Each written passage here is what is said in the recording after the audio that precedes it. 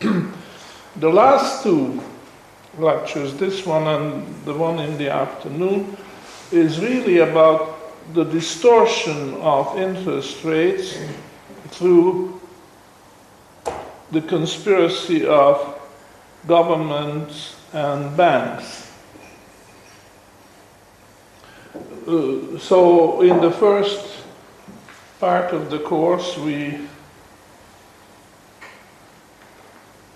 discussed how the interest rate is being formed, the origin of the rate of interest and sources. We have gone through the hoarding and indirect exchange of wealth and income and so on. And I'm suggesting that this is the natural explanation theory, and I patterned it in Menger's corresponding discussion of the origin of money. But now let us discuss how this was distorted. And the greatest threat to economics, or the proper application of economic science in practice, is the conspiracy of these two power centers. One is the government and the other is the banking system. And this conspiracy is motivated by the need of government to spend. And of course government very much like to spend, but very much dislike to tax, because tax in many cases will be resisted, and also the governments will be censored later if their various promises of pie in the sky don't get realized. Then the governments are in an uncomfortable position. So an easy way out of this situation is for the government to go to the banks and float bonds to finance government deficits. The problem is that very soon they will find out that their borrowing power is limited by the rate of interest. As they borrow more, the higher rate of interest they will have to pay. And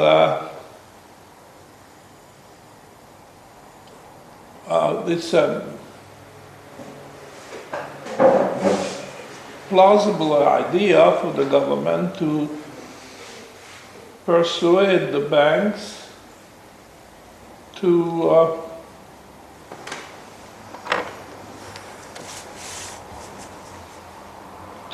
buy the bonds. And this, in effect, is monetization of government debt, which is a very dangerous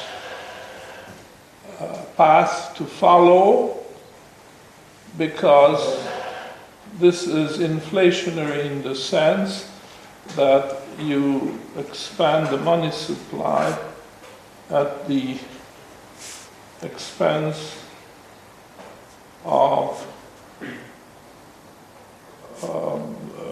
poor, I shouldn't say at the expense, but by using poor backing. I mean, money should be backed ideally by gold and short-term commercial credit. Talking about consumer goods which are in the highest most urgent demand. And pictorially I represent this by movement of consumer goods, fastest moving consumer goods to the consumer. It means that the consumer wants those things which are covered by this commercial credit most urgent, before anything else. And therefore, I express this by saying that the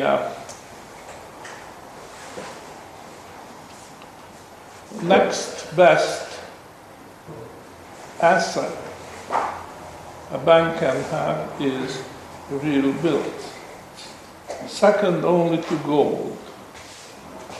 There's nothing better than commercial credit.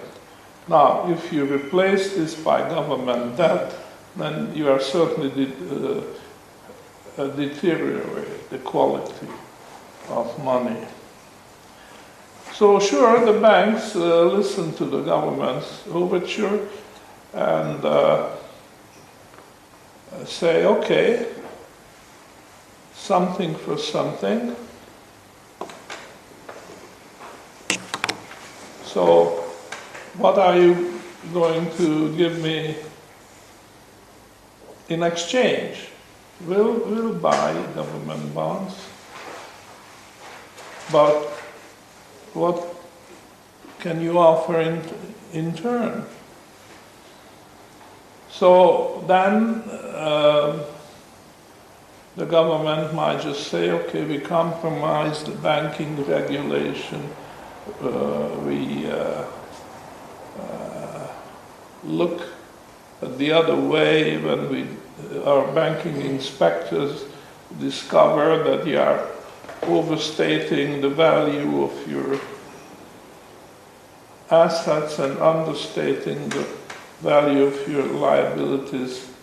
And what other things can the banks ask for by way of compensation for their favor in having a cozy place in the balance sheet of the bank for government bonds. See, the trouble is that if the secondary market is the determinant of the value, of the market value of the government bond, this is very often embarrassing for the government and shows every kind of weakness which might occur. But if the bank buries these government bonds in the balance sheet, this is a good thing for the government because these embarrassments can be avoided. So what else? I'm missing something, am I? What if the secondary market has no bid? Well, then the banks have to step in, you know. But they don't do this unless they are compensated. So this is given. It's a conspiracy now. That's the word. Let's not beat it around the bush. Okay. So there it is. We have that situation that the banks and the government conspire, and as a result, the interest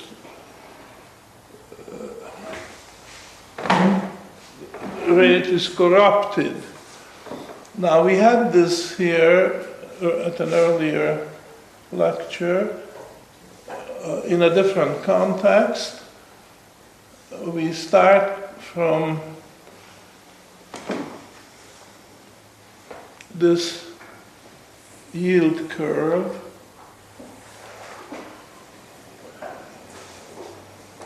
And one of the things which will happen is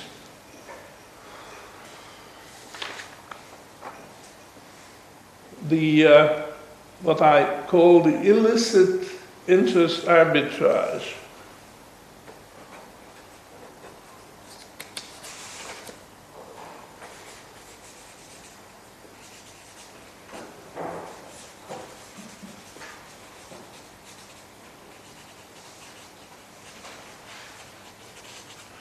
This should really be outlawed, because what it means is borrow short,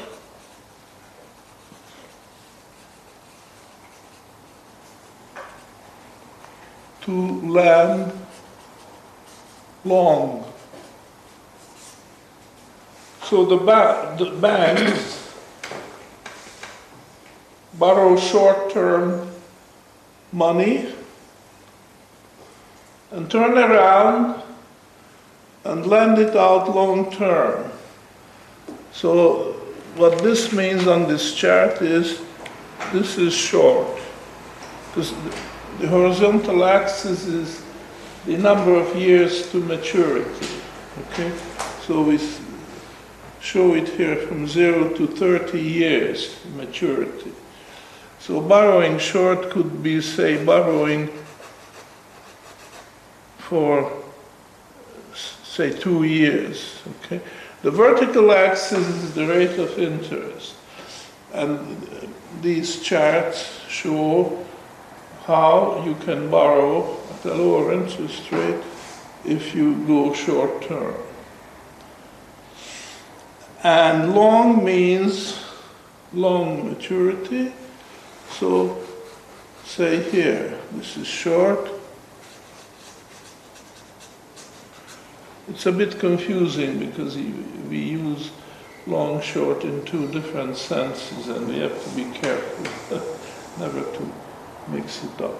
The short is used in here in the sense short maturity and long maturity. But there's also another sense we use long and short. What is this? Other sense? Buying and selling. Buying and selling. Buying is long. Surplus and deficit. You see, if you buy, you are long. Yeah. Because you hold the commodity. If you sell, you are short. Because you don't have the commodity, but you have sold. But you don't have. A lot of people have difficulty understanding this. But what we do here is sell in a more general sense, namely sell or make a commitment to sell, or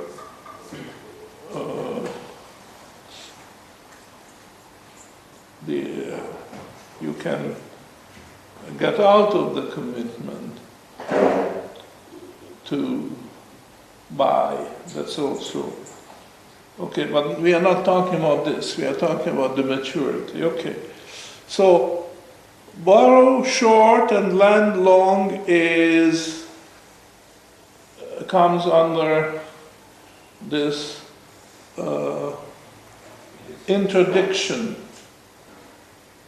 illicit interest arbitrage. This is illicit. It's easy to see why, because you have a long commitment but short backing for it, and this means this here will mature way before the other, and that means at the moment this matures, you will be without backing for your commitment. So this has to be immediately replaced or rolled forward. But we don't know the future. Nobody knows. And this is assuming, such a commitment is assuming that you will be able to roll over your short borrowing or find another arrangement to borrow short at the same or lower interest. And that's, of course, a big if. You may not be able to do that. And when that happens, the whole arrangement is getting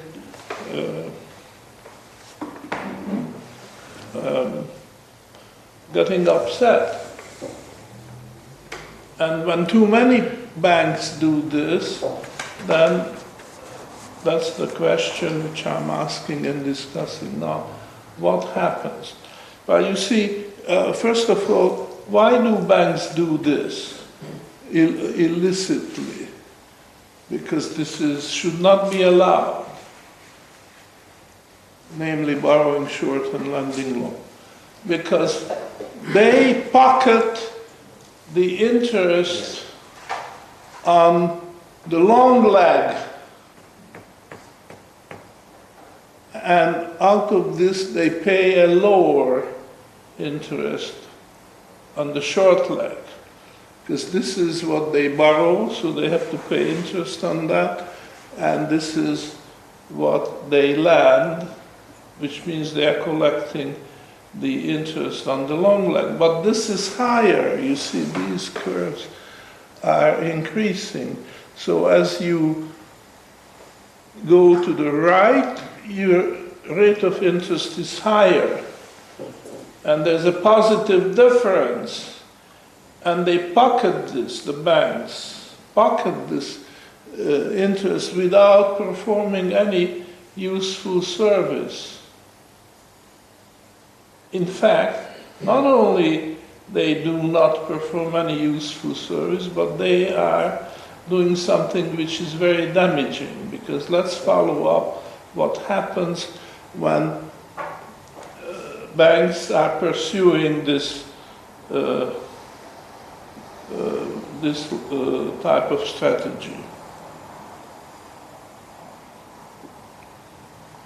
Anybody would like to, because it's fairly obvious, to say what is happening when the banks borrow short to lend long? Well, you have to liquidate your, if you can't do the short end, you have to sell your long assets for whatever bid you can get. Yeah, but even before we get there, just the very fact that they reduce the spread. Lend long. Lending long is the same as, in terms of a bond. How could you rephrase lending long in the language of bonds? Buying. Buy the bonds. Okay, buy the bonds. And when they borrow short in terms of language of bonds, what does that mean? Sell. Sell the bond, okay? So when they buy the bond, what happens to the bond price? Tends to go up. And what happens to the bond price, the short end? Go down.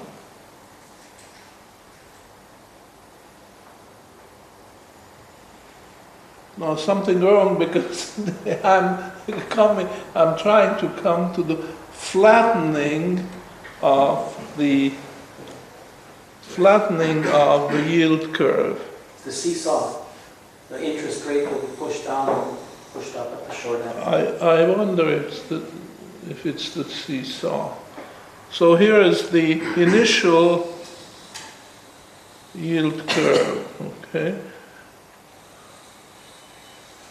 No, that's the asymptote to which these should approach. Flattening of the yield curve means that the spread gets smaller, but it seems so. There's some problem here. Let's straighten it out. No, you've got it right, and this will come up, and this will come down, so it will look maybe something like, and then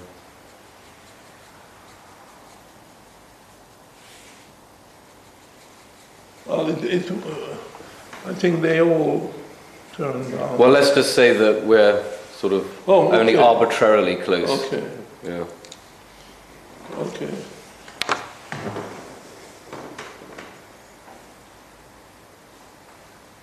So that's the first, right? Mm-hmm. Interest rate is pushed up on the long end. Down. It should be down. Say, yeah. So this is the first one, and then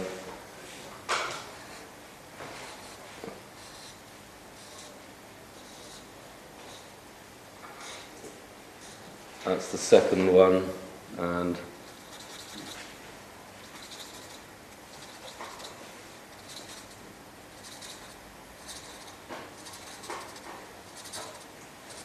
that's the third one. So 1, 2, 3.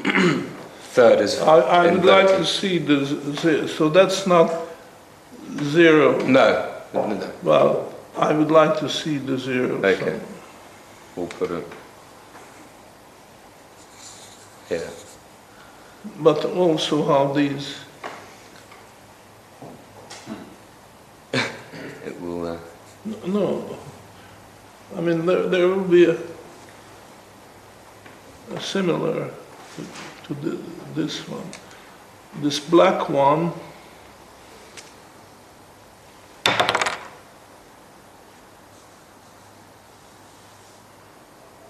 then goes like this.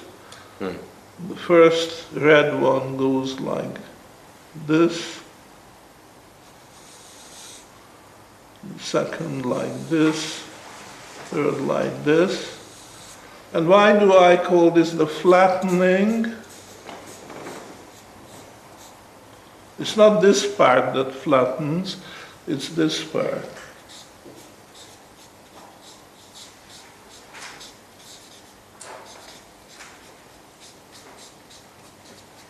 Flattening of the yield curve. Becomes inverted actually. It's inverted. Well, yeah, later, but initially it just keeps flattening. But what happens is not that ultimately it becomes a horizontal line, because in this scenario,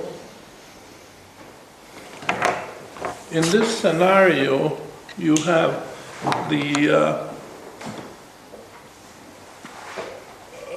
have more and more instability in the financial system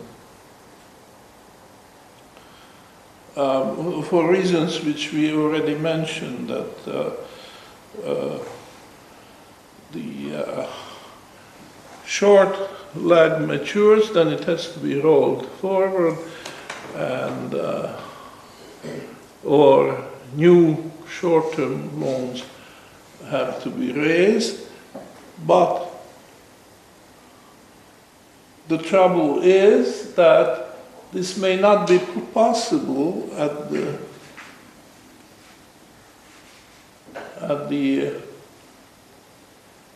lower rate of interest, or the same rate of interest, and therefore it becomes unstable.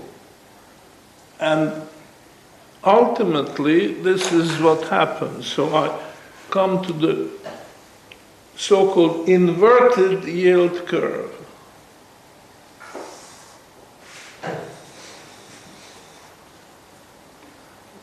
And here's that asymptote. But now, what happens is that it shoots above, the interest rate will shoot above this asymptote and turn around and becomes falling. You see it in all the normal, this is the normal yield curve.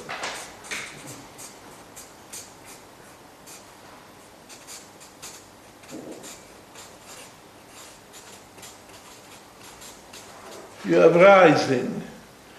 This is very logical because the longer term you borrow, or say the longer term you lend, the greater risks you run.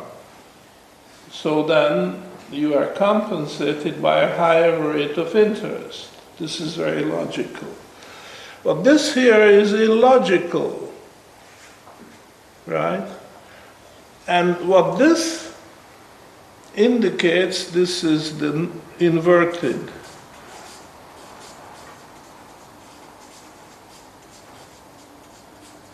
yield curve.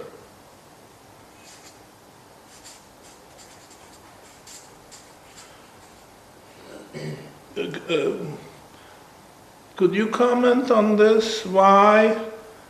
How this could come about if it's illogical? What could be the extra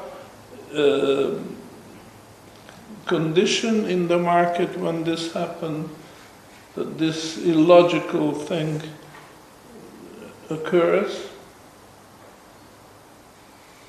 What makes the yield curve invert? What forces will appear at this stage? You know, this has to happen very quickly.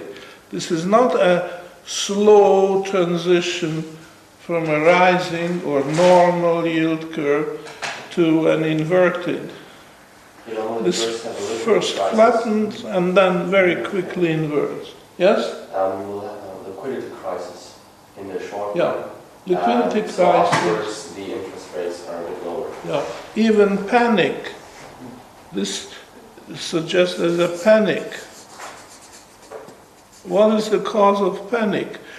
The cause of the panic is the shortage of short-term funds, okay? Shortage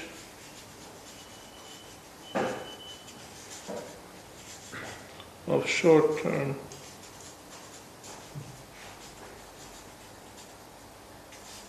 funds.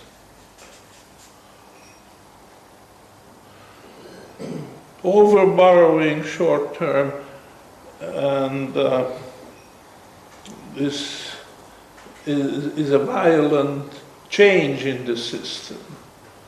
Normally, there is no shortage of short-term funds. And here, when the banks overdoing and falling over themselves in borrowing short lending long, then the balance is upset, shortage of short-term funds, a panic, and this inverts the yield curve. So this is the punishment for doing illicit interest arbitrage. This is a loophole, it should be plugged, and in a new gold standard, if that's what we are going to have, this should be outlawed, should be forbidden by law for the banks to seek profits. We do see the possibility of making a profit, but this is illicit. it is an unnatural thing to borrow short and lend long. It's an unnatural thing, it's inviting trouble.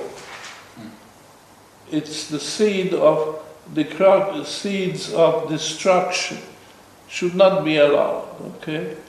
And that's what we learn from history.